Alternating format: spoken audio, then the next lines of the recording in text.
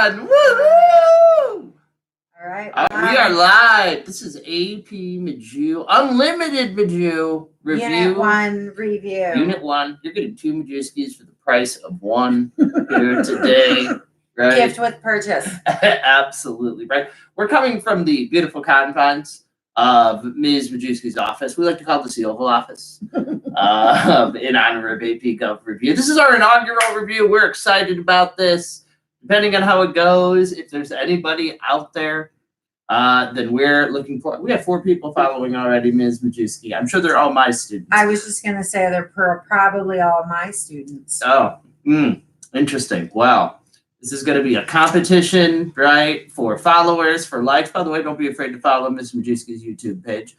And hopefully we got a little competition, right, between Anaheim and Catella. Unlike the football games, which are generally not close, this one has the chance to be. All right. So we got a test tomorrow, right? Unit 1, big unit, important unit. Mm-hmm. We're looking at 35 to 40 multiple choice questions, somewhere in that range. Any tips, Ms. Majewski? Any pointers, anything like that? Well, as I said to my students, start with the vocab. I think everything stems off the vocab list, 57 words. So again, you want to be able to define all of those words. You want to be able to detect them when you see them. So in other words, can you see examples of checks and balances, separation of powers, federalism in action? And you want to discuss the significance or why each word is important in our system of government. So that's my first tip to all students is study the vocab, know the vocab.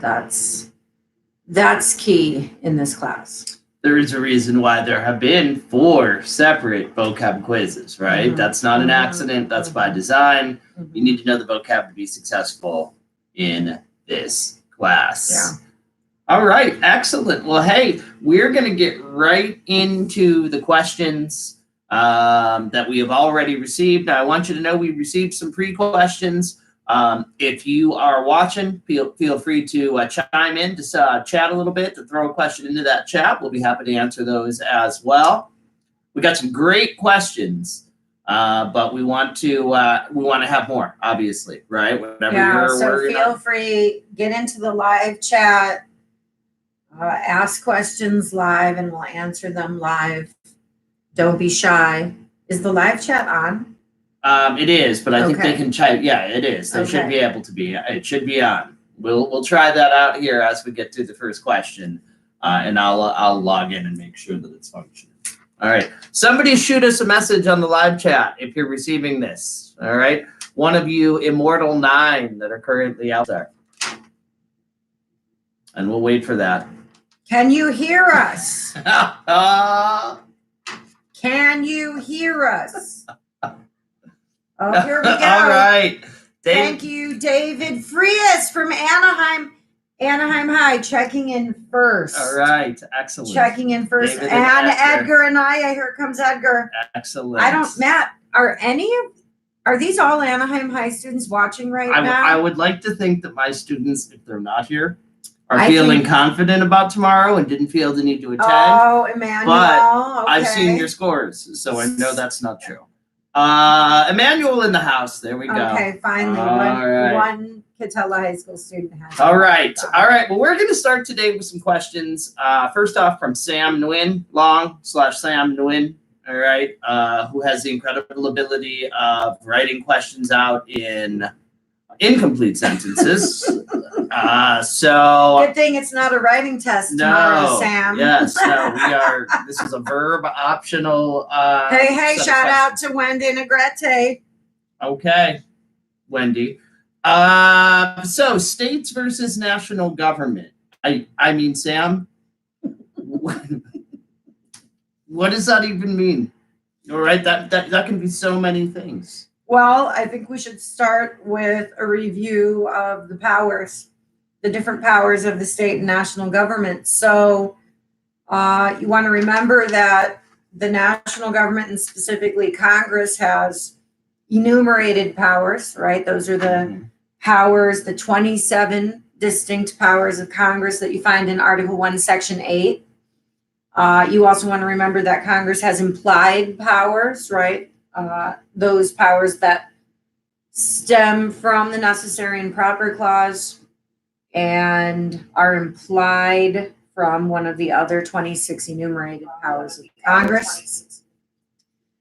You want to remember the reserved powers, right, that flow from the state governments. So, or from the 10th Amendment. And those are the ones that are kind of the shield. That's what I teach my students, is the 10th Amendment is kind of the shield of the states, right? It says any power not specifically delegated to the national government, the Constitution is automatically defaults to the states, is reserved to the states, the reserved powers, like the power to control education within the states. And then, of course, the concurrent powers, and that's where they share those powers, and that's where all the conflict really comes from that we've studied, whether it's the conflicts that arise in the McCulloch case or the conflicts that arise in the U.S. v. Lopez case, or remember the videos that you watched, Federal Wolves at Idaho's Doors, or the South Carolina and the blood alcohol, all good examples of concurrent powers and actions and the conflicts that flow from those. Excellent. Okay. I have to think that's what Sam was talking about with that. Next request from Sam is the two cases, right? And I think obviously he's referring to McCulloch here and to United States versus Lopez, right? And obviously those are two of our foundational cases that we absolutely have to know, right? And there's a reason why those two cases are absolutely paired together, right? So Ms. Majewski, thoughts here? Well, I mean, you have to be able to compare and contrast these two cases. That's important. They're both federalism cases. So clearly they're going to be about the balance of power between the national government and the state governments. And so with my students, remember, I always teach them when we study a federalism case, you always want to think, well, what level kind of gains power? What level loses power here? So certainly with McCulloch, that's a huge win for the national government, right? For two reasons. Number one, for the first time ever, the Supreme Court interprets the necessary and proper clause, say, hey, yeah, Congress has implied powers. Well, to us, that's a sure thing. That makes sense. But back then, where they were so concerned about a limited national government, remember the British government was still fresh in these people's brains. They had lived through the revolution and they remembered the power of this government. So the idea that the national government would have powers that weren't written down in the Constitution was a big deal back then. And certainly it blows the door open for Congress, because now they can clearly do a bunch of other things based on their enumerated powers. And that's where you want to really get into U.S. v. Lopez, because here finally is an example of, well, their powers are not unlimited, right? They try to attach this gun-free school zones law to the Commerce Clause. You may remember in class, many students were very skeptical about their arguments and in trying to do that. And so clearly was the Supreme Court when they said, nah, this is, if you can pass this law and say it's about commerce, really you can pass any law. And that's not what the framers created or envisioned when they wanted a government of very limited powers. Absolutely. And hey, you need obviously to know these cases. You need to know the background, right? So you need to understand obviously that McCulloch has to do with the Bank of the United States being established by the federal government, and of course the state of Maryland then attempting to tax that bank, right? Yeah. But you need to also understand that that's part of a larger dynamic, right? This larger conflict that we have between the state and the federal government. You need to remember, hey, there's a reason why College Board has paired these two cases together. Yeah. There's clearly a relationship between the two of them. And you're going to notice that with other cases as well that we look at this year. And so you need to understand, hey, the reason why these cases are paired together, right? Clearly what we know after the McCulloch decision our history has been an example of where congressional power or federal power has oftentimes been expanded.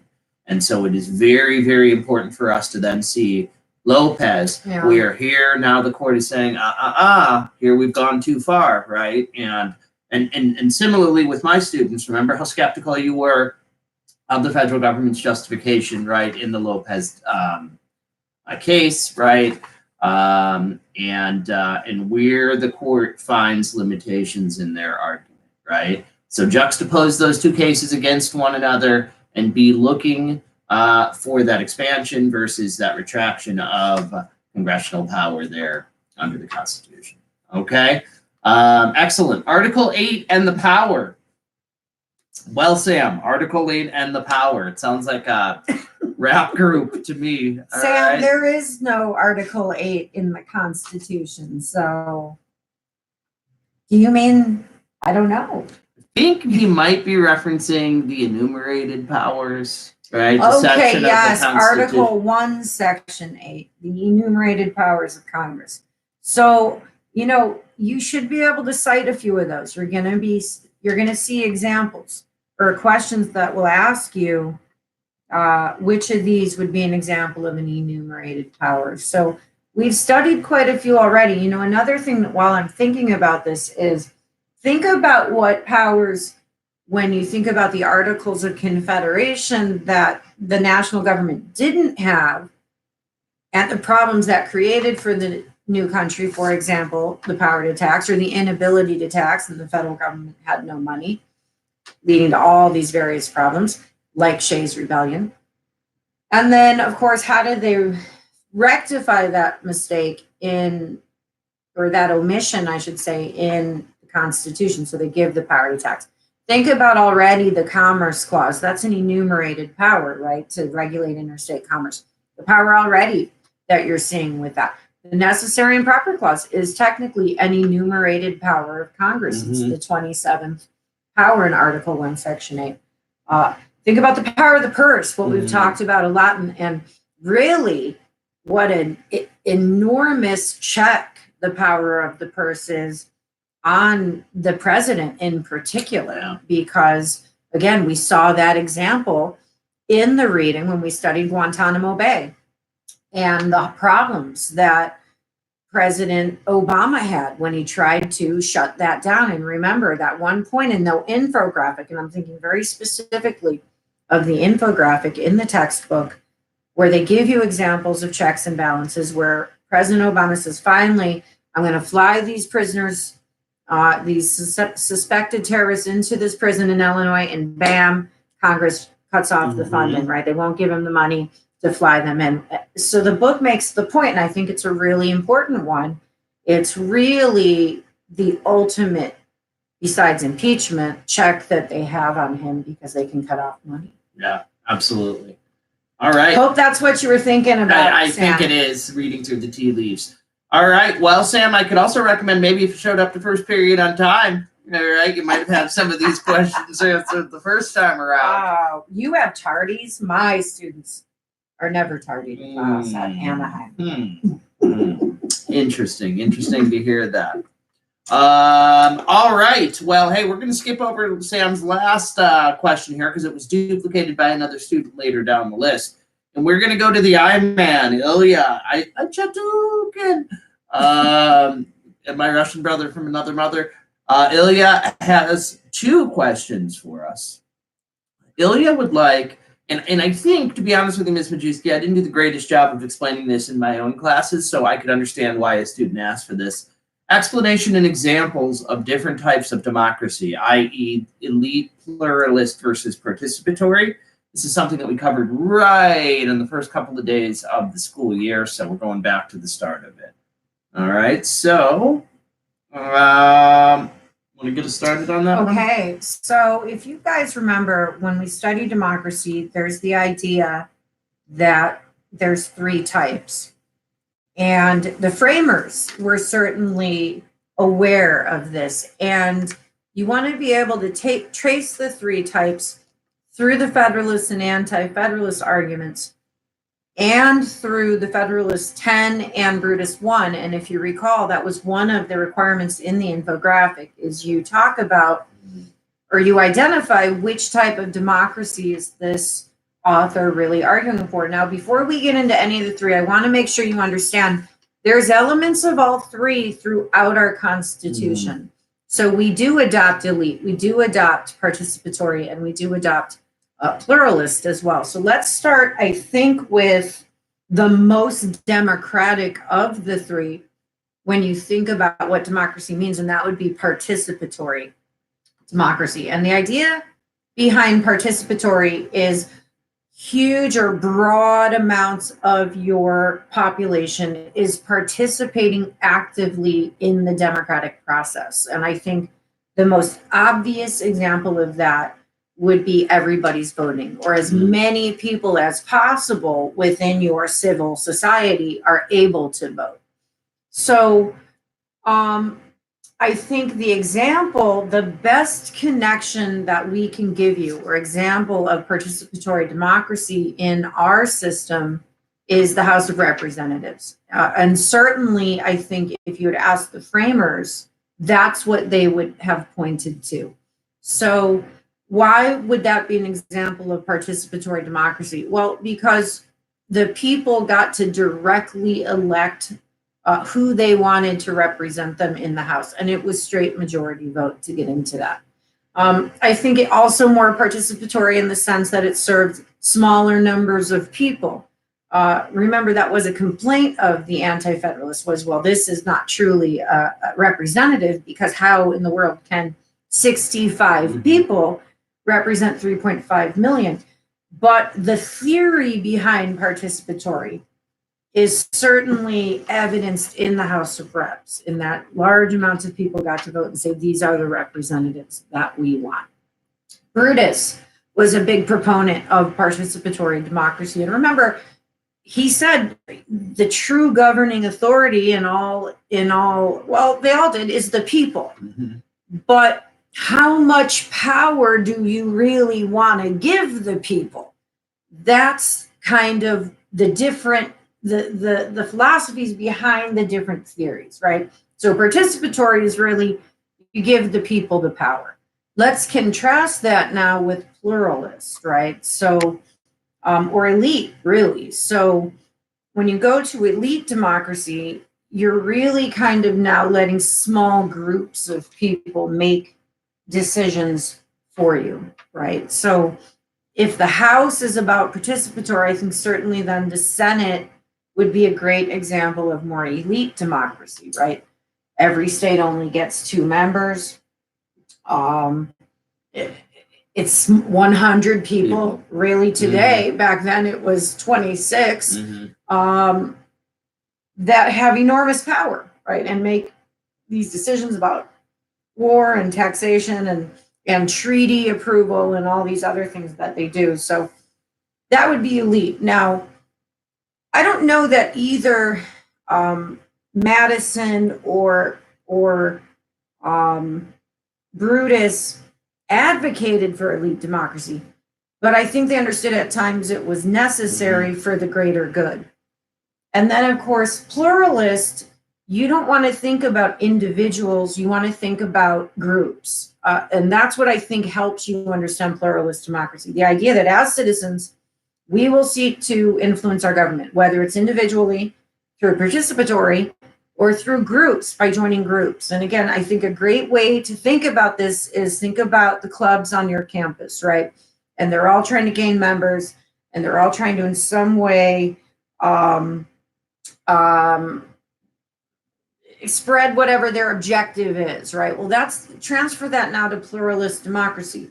There are different groups fighting for power to influence government to whatever ends is their goal, right? So Mr. Majewski and I are members of California Teachers Association. Well, that's a group, and that group is involved in politics at the state level, at the federal level, at the local level, attempting to influence education policy, right? So that's pluralist democracy. Now, when you think of pluralism, you got to think of Federalist 10. Am I dominating? Jump in. No, not at all. You got to think of Federalist 10. Because what does Madison say is the biggest threat to your individual liberties? What is the answer to that, Mr. M? Tyranny. It's faction, right? It's faction. Well, it's the tyranny of factions, right? So he says the greatest threat to you is not an overbearing government. So stop listening to these hyperbolic, right, overreactionary anti-federalists. The greatest threat to you is factions, and most particularly a majority faction, because they're going to take power and they're going to strip minorities of their rights, minority groups of their rights, right?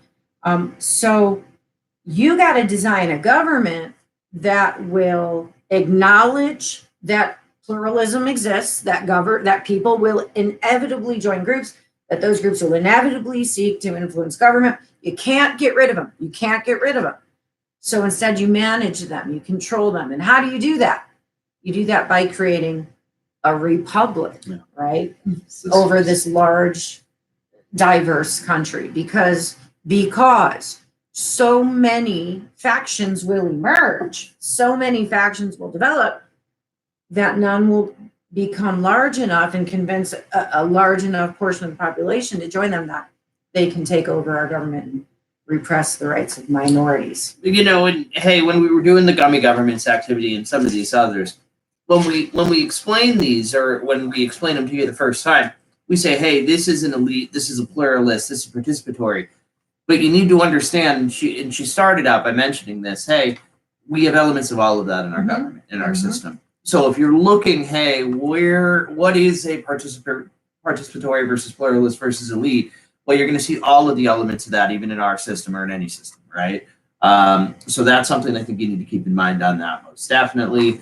I think that's one area where we struggled a little bit at first in our class, is you really can see a blend of it in the system instead of just one system out of the three in ours. Yeah, I don't think you should think we're one, that we're participatory or we're pluralist or we're elite. That is not, there's no correct answer to that. Instead, you want to point to examples. Oh, the Senate's an example of elite, even the president, you could argue. The Electoral College could be an example of elite democracy. The House is an example of participatory. Though I think you could even argue today it's an example of elite in a country of 350 million people. Absolutely. All right. Ilya's next and final question. An overview of the Federalist Papers. Well, okay, Ilya. It's 1787, right? The framers have just written this new system of government, this new constitution. Remember, they're in for a dogfight here when it comes to ratification. And yes, they've kind of tried to stack the deck in their favor, right, by requiring only a 2/3 ratification number, right? But they know they're going to need to go in, and they're going to need to win in a number of states that there's a lot of skeptical people. Hey, anti-federalists outnumber federalists in a lot of these states. And it's especially important to them. Small states are going to ratify for the most part, right? It's generally a government that's favorable to small states. So they know they're going to be in for a tough fight in some of these larger states. And it's important to them, hey, we want these more populous states to sign on. It's kind of a symbol of strength, right? A symbol of unity. We're going to need these states. And even if we get to that 9 number, we want 10, 11, 12, and 13 in there as well to kind of send a message, right? To make a statement. So New York is an uphill battle. That's a dogfight, right? And they know they're going to need to convince a lot of folks that are either on the fence or that are leaning towards the anti-federalist side. And so some of the Federalist leaders, right? Some of the brain children of this, Hamilton, Madison, John Jay, right? They decide, hey, we're going to write a series of papers, right, of arguments in support of this new constitution, and we're going to kind of be preemptive. We're going to take some of the arguments that we know the anti-federalists are making or are going to make, and we're going to respond to those. And we're going to kind of devote each paper towards a major kind of area of topic or emphasis or an argument that we want to make as to why this system is the best system for this country at that time, right then in 1787. And so we get the Federalist Papers. They are specifically designed so that New York will ratify, right? Hamilton, a New Yorker, this is important to him. And ultimately, they become kind of a tool that Federalists use to convince those that are on the fence in many of the states why this system is important and why we need it, why it is such an improvement over the Articles, and why ratification is needed now. Of course, we've read a couple of them in class. As you know, there are, I believe they're in the 80s. Is that right, Ms. Majewski? Something like 85, I think. Right? Yeah. So some obviously have taken on greater significance than others, but all of them are basically just a tool, right, to convince a skeptical public in some places as to why they needed to be ratified. Now, a question that you may know, I did not, that my kids asked me, were they widely read, or was it a sort of thing where someone would maybe read it to a group of Americans? Yeah, so both, I think. So there's, it depended, of course, on the education level and where you were at the time, but they were widely read and discussed. In some instances, there'd be stories about one person would read them out loud to like people sitting in the pub, so to speak. And then in other instances, they'd be read individually and, you know, state houses and things like that. Okay. Yeah, and beyond that, Ilya, I mean, other than going into specific ones, which is part of a question later on, I think we're probably good there. I think we can probably move on. And we're on to Paulina Fan. Paulina has questions about not the supremacy, but the supremacy clause. Apparently, Cardi B is now writing our laws, right? So supremacy clause and the commerce clause as well. Not a lot of explanation there, Paulina. So obviously, two very, very, very important parts of this Constitution that was written. Supremacy clause. I guess we'll start with that. Well, it says that the laws of the United States, so that means laws passed by Congress. And, well, let me backtrack. Actually, what it says is the Constitution, that's listed first. So that's important because that means the Constitution is the highest law. It is supreme. Laws passed by Congress is second. And then treaties signed by the United States are third, are the supreme law of the land. So notice what I tell my students, what's not in there, state law, right? So the Supremacy Clause first comes into play in McCulloch v. Maryland. So you want to think about McCulloch also. And that was the second really big win for the national government, was federal law is supreme as state law. The U.S. government, Congress can put a bank in Maryland and Maryland can't tax that bank. So again, that was a huge switch from the Articles of Confederation, where the states were really sovereign and supreme, if you remember. And there wasn't really an enforcement mechanism even to make them follow federal law. Well, the Supremacy Clause really kind of takes care of that.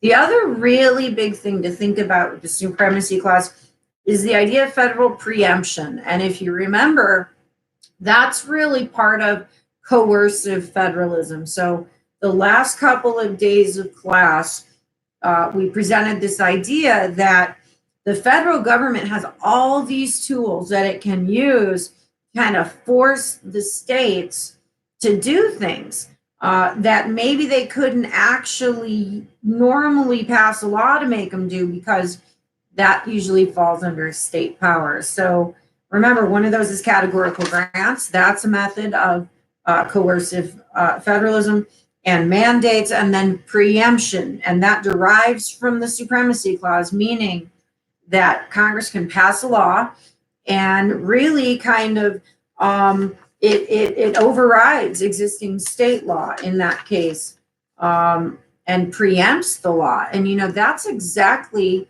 what President Trump is doing right now with California and the auto emissions standards. So Congress had passed a law in the 70s, the Clean Air Act, and part of the Clean Air Act said California can set their own air quality standards. Well, Trump is now kind of saying, well, that's allowing a state to basically set national policy. So we're going to use our authority here to preempt state law in this area. So remember, that derives from the Supremacy Clause, Pauline. That's a really good question, because I don't think the Supremacy Clause gets enough love in this unit. I think it's kind of an afterthought when we talk about McCulloch, because we're so focused on the Necessary and Proper Clause. But I think you really got to think about the Supremacy Clause and how the feds now can really use that to really kind of mold the states to their will. It's kind of a cut and dry clause, if you ask me, especially compared to Necessary and Proper. And so I think it's really telling how significant states' rights movement was. And just how fearful states and individuals were of this powerful central government, that even though this is written pretty clearly into the Constitution, you're still seeing challenges to it with the McCulloch case, right? Where states are trying to chip away at it, 30, 40 years after the Constitution has been ratified. Well, 30 years later. So interesting stuff. We do have a question here. Can the Supremacy Clause only be challenged in the Supreme Court? Well, no. As a matter of fact, remember, Emmanuel, when the McCulloch case is first filed, it's filed in the lowest court possible in the federal level. So, and it's rare actually that a case would go directly to the Supreme Court. So something like 95% of all federal cases don't make it to the Supreme Court ever. They're handled in the lower courts. So any federal court, I'm going to be honest, any state court could also rule on a Supremacy Clause issue, but it would almost certainly be appealed if a state court ruled on that. Yeah, so you're going to see any case involving the Supremacy Clause probably work its way through the federal court system and possibly end up at the Supreme Court, depending on if they decide to hear that and the case. Details of that case. But not necessarily is it going to be at the Supreme Court. But I think a better way of asking that is, will it be challenged in the federal courts? Most likely, but it doesn't have to be. States can get in on this as well. You know, on that same question, this is a really good question, Emmanuel. The other thing I want to say, and I think this will become more clear to you guys later, is when the Supreme Court hears Supremacy Clause challenges, there's usually another part of the Constitution that's also in play. So when you think about McCulloch, the Necessary and Proper Clause was in play as well. And what you're going to find with Supremacy Clause cases is the 14th Amendment's going to come into play a lot, the Equal Protection Clause, where states will say, well, that's our part. The power to regulate marriage is our responsibility under the Constitution. And that's where you'll see the Supreme Court come in and say, well, the Equal Protection Clause says you're discriminating. So now we're going to go ahead and federalize that power. So that's a great question. All right. The second part of Paulina's question, the Commerce Clause, Ms. Majewski. Wow. I can't understate the power of the Commerce Clause. And it's like I said to one of my classes last week, it really is one of Congress's most significant powers. Because again, it gives them the power to regulate trade with other countries. It gives them power to regulate trade between the states. And remember, trade between the states now means the movement of people and things, as well as all modes of communication and transportation. So we're talking, internet, telecommunications, all of that. And it's hard today to think of anything that doesn't cross state lines in this kind of global economy that we live in. So it gives Congress the power to reach into states really and regulate so much of what is happening economically within that state. Absolutely. And of course, that played a large part in the Lopez decision, right? Of course, the government's argument in that, right, was struck down or limited by the Yeah. And I think, again, that's one of the reasons College would want you to see that case, because I don't know that it's even evident yet to you how powerful the Commerce Clause is. And we'll study future cases about it. So right away, they're giving you an example. College would really want you to see that, hey, it's not unlimited. They do have to justify this to really kind of the court standard of what is an acceptable use of the Commerce Clause. And again, please bring your history back into this as well. There's a reason why the Commerce Clause is added, and it's a reflection of just how dysfunctional trade was and the government's inability to regulate it was under the Articles, right? And it's a sign of the importance of this to the framers, right? That this is specifically added in there. So please keep that aspect in it as well. Okay, Carla Gutierrez, go over the Federalist 10, Brutus 1, and Federalist 51s, and how to understand what the papers say. Well, I mean, my first thought here is we created infographics for all three of these to do essentially that, right? So hopefully you're reviewing your infographics, right? Because they really have the necessary information here as to what we are hoping that you have picked up from them. There's a reason why we did those and why we asked for specific things on there so that you can really see the differences here, right? So here we go, 1 minute. All right, here's my one, or I'm going to say one sentence maybe. I don't know. See if I can do this in a sentence. Okay. Federalist 10, James Madison's essential argument is that factions are dangerous. They pose the greatest threat to individual liberty. Okay, I'm already over 2 sentences. 2 sentences. All right. And so you have to design a government that can control them. And the best government to control the mischiefs of factions, as he called them, is a republic, a representative republic. And he goes on to argue, and that's really the best government for this country because we're so large and diverse. And it's this republic, along with a few other things like later on, I'll talk about checks and balances, separation of powers. That's going to control a tyranny of the majority, right? A faction that could seize control of the government, repress people's rights. Okay, that was more than a sentence, I admit, or 2. All right, so I'm going to say that's my 30-second summary. Okay. Right? Okay, so I think Fed 51 is the easiest. That one just really is their defense of checks and balances and separation of powers, right? So you guys, I think the whole thing with Unit 1 you have to think about is power. All of this is about power, right? And these men feared it. They feared concentrated power. They're almost paranoid when you look at the Constitution and you see all the ways they spread out power. Because concentrated power, if you remember, in Federalist 51, is the very definition of tyranny. So let's separate power between 3 branches of government. But even that's not good enough because remember, they could collude to combine their power. One branch could try to seize the power from another branch, like FDR did with the court packing scheme. One could cede their power to the other, like Congress did with the Gulf of Tonkin resolution, right? So that's where checks and balances comes in. You give them the power to restrain each other so that they can't become rise above the other branches and become tyrannical. That's Fed 51. That's him defending why they put those 2 in and what the purpose of those was. And then, of course, Brutus 1's the only anti-federalist paper that you read in this course. And, of course, what was really their greatest fear? Well, their greatest fear is, oh, my God, you've created an all-powerful central government that's going to crush the rights of the states and the people, right? And he goes on to explain all the problems they had, the necessary and proper clause. Remember, where does that end?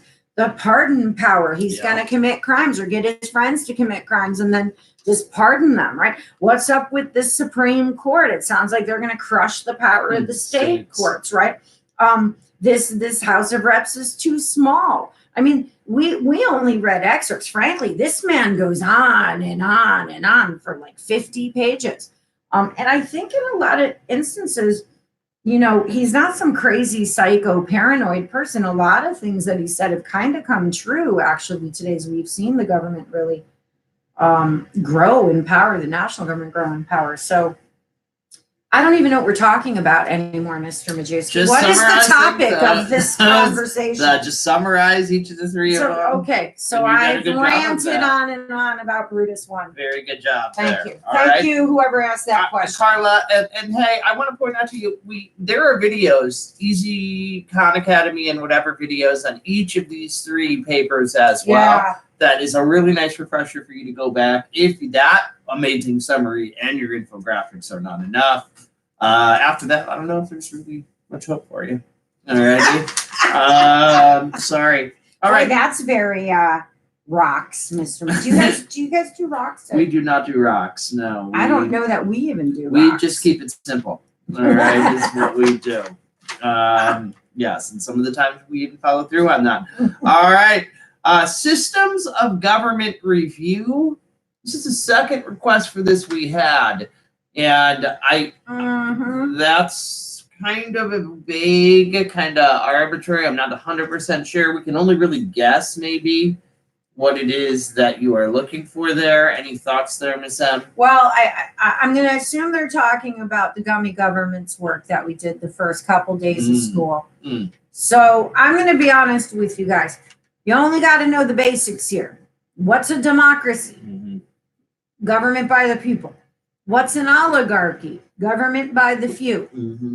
What were our other options? I'm drawing a blank here. An autocracy, government by one or just a group of people. I think off of that, we kind of talked about plutocracies, right? Government by the rich. Aristocracy. Government by the landed or the gentry, right? Those who inherit their positions. We had an authoritarian in there as well, right? Yes. Dictatorship. That's right. That's exactly right. And that's an example of a autocracy, right? Shout out to Efren Garcia, still tuning in from his second year of college. How did you even get this link, Efren? He must just be following Mr. Majewski for back in his geo days. You can't get enough Majewski. Look at that, Efren. You're getting two for the price of one right now. Double your pleasure here, brother. All right. My goodness. All right. So, yeah, I mean, these systems of government are just basic vocab, and they are, quite frankly, to me, it's a lot of review from previous years. And it's really just understanding, hey, that the way a government runs and who's really making decisions varies from place to place. And you got to be familiar with these different terms and this terminology. All right. Okay. Couple more questions here, and then we are going to be wrapping it up. Unless we get a few more here. Thank you, Efren. All right. Love you too, Efren. Yes. All right, Yvette Rocha. By the way, shout out to the Catella kids for asking questions. All right. Yeah. I'm assuming No Anaheim student asked a question. I feel it's because they know all the answers. I would Mr. So if any of you don't, if nobody scores 100%, if some of you do not score 100%. That's what happens when you get the superior Majeski. It's a challenge. All right. Better not let me down, or skulls will be cracked. All right. Yvette, thanks. Shout out to Yvette. All right. Yvette wants to know a little bit about more about dual and cooperative federalism. Ooh, one of the later topics that we have covered here. And some examples of each would be much appreciated as well from Yvette. And then after that, we've got Diego Martinez with a couple of questions here to wrap it up. So, Ms. M, dual cooperative federalism, and some examples of each. Okay, so I would say with dual, again, that's kind of the early part of U.S. history. So your reading told you first there was kind of the expansion of the national government, and that really coordinated with John Marshall's tenure as Chief Justice. So after he leaves the Supreme Court, a new Chief Justice takes over. His name's Roger Taney. And he really has a very distinct idea of this idea that the government's powers, the federal government's powers and the state government's powers are totally separate. And that's what the framers intended. And so we see a series of court decisions here, even after he leaves office, after the Civil War, where the Supreme Court refuses to really allow Congress to exercise any really implied powers, to be honest. So you don't see the national government really kind of slide into the states. And this is most significant with civil rights, because after the Civil War, Congress attempts to pass a series of civil rights laws, and the court, and really honestly, labor laws as well, in the late 19th century. And the court keeps striking them down, saying, well, you can't really apply the Bill of Rights to the states. The Bill of Rights only applies to the national government. Well, that's a huge deal, because it really allows the states to discriminate against people based on their race or their wealth or what have you. And it really allows the states to protect big business. That's the other big thing. So that's dual federalism, is really that you don't see the layers interact with each other. Congress's powers are very strictly defined, and the states really have enormous power during that era of dual federalism. Mr. M, can I add anything else to that? No, I think that's beautiful, to be honest. Yeah. And then cooperative federalism really is the Great Depression, kicks us into cooperative. And like we kind of talked about in my classes, the states are overwhelmed by the people and the number of people that need help. And so, of course, you got to turn to who's got the money, who's got the deeper pockets, and that's the federal government. And I know you studied this in great detail last year in U.S. history, so you're all aware of, the enormous, really, right, Mr. Majewski, philosophical change, really, in our government, to this idea that, the government should be used to help people, right? And so that's where you see the levels of governments are cooperating, right? So that they're all kind of providing services to the people.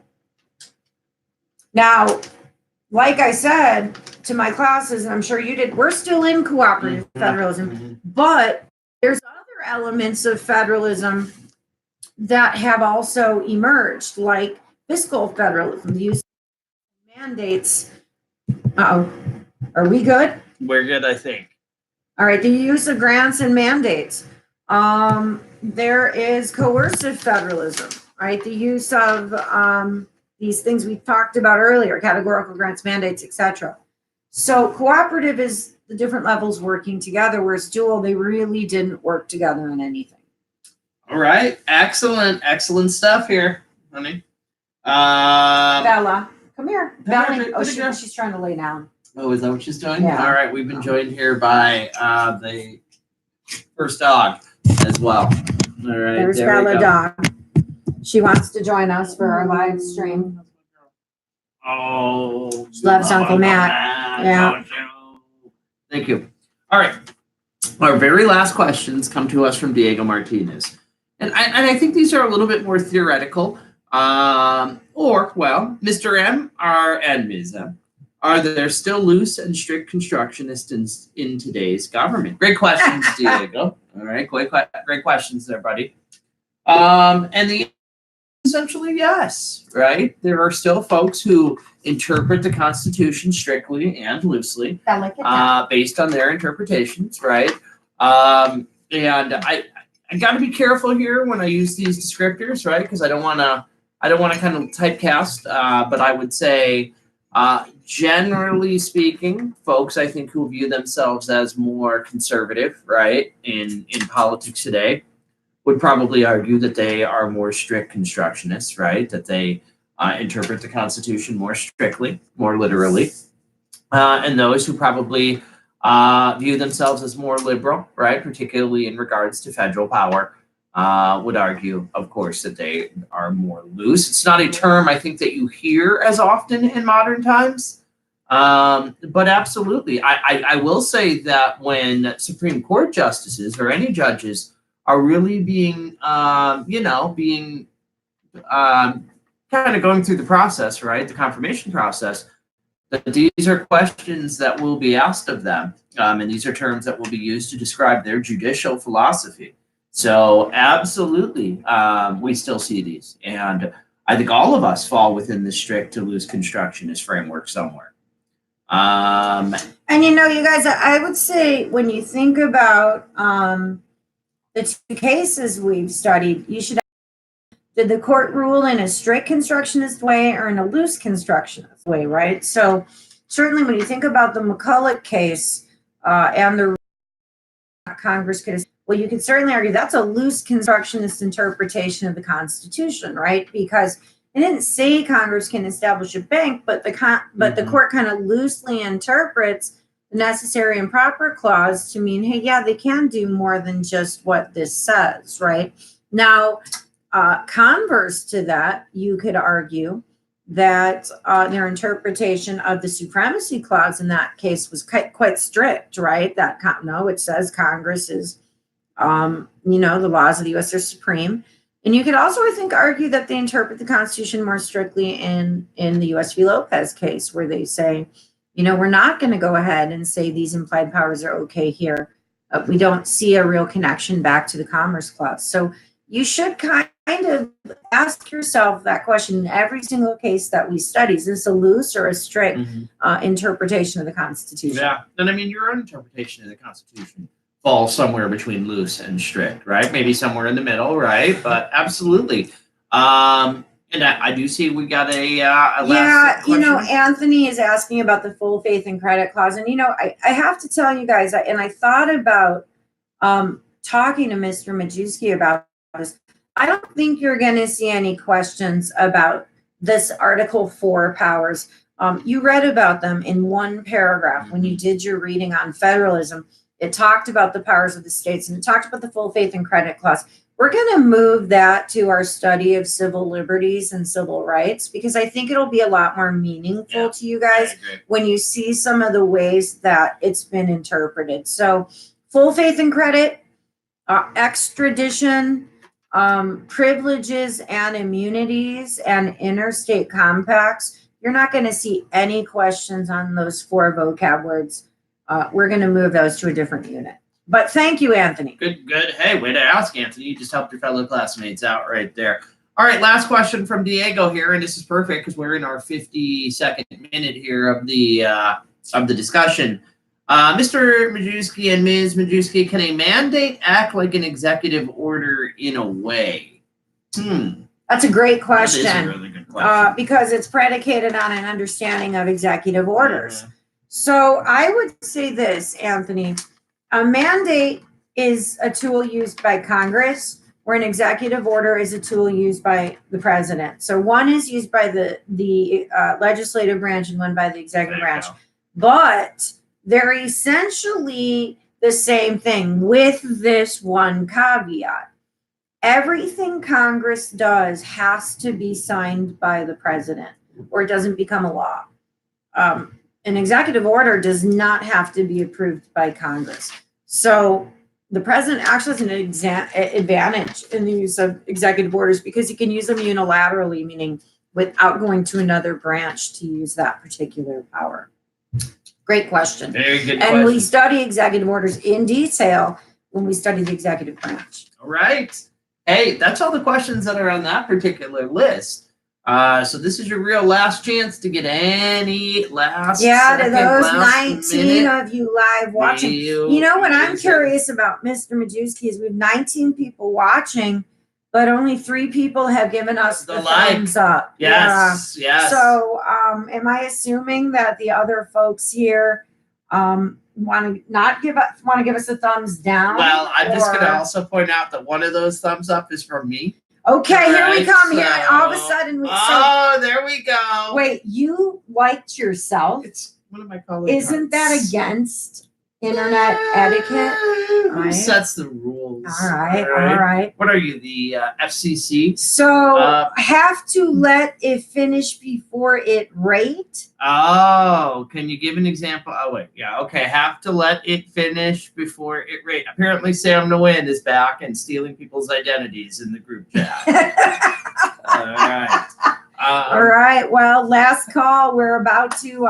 Somebody just took away one of our lights. Did you see that? We went from 8 to 7. It might have been Sam Nguyen who you just insulted. I would like to thank the 18 of you who have the worst social lives out of our collective students who could be here. All right, for the group chat today. You know, we should be doing And don't have a job that you can go work at as well, yes, right? and On a yes, Sunday. and lost your religion or whatever. It is the Lord's Day. Don't like football. All right. Yeah. Glad you could make it too, Efren. Yes, Efren. Hope you learned a little something about constitutional foundations. Yeah. And yeah, I think we might need to turn this into a regular thing, not just review, but maybe some current discussion chats here for you to tune in on as well. Yeah. All right. Well, Ms. Juski, any parting thoughts here? No, I would say again, I think you're well prepared. Do not stay up all night studying. It's not worth it. And then, really all you need again is a pen or a pencil in class tomorrow. All right. Wonderful. Hey, signing out here, everybody. Study hard, right? But don't study for too long, right? Let's get perfect scores tomorrow. All right. Alrighty. We'll see you guys tomorrow. Have a good one. All right. Perfect. And now you save it.